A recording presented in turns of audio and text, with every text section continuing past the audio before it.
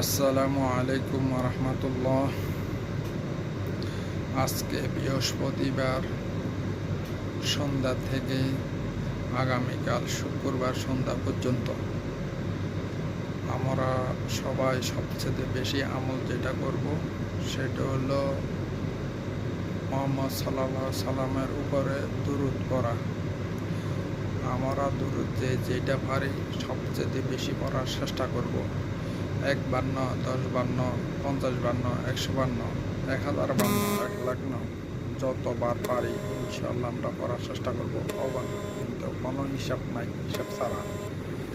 সাল্লাল্লাহু আলাইহি ওয়াসাল্লাম আল্লাহুম্মা সাল্লি আলা মুহাম্মাদিন ওয়া আলা আলি মুহাম্মাদ কামা সাল্লাইতা আলা ইব্রাহিম ওয়া আলা আলি ইব্রাহিম ইন্নাকা হামিদুম মাজিদ।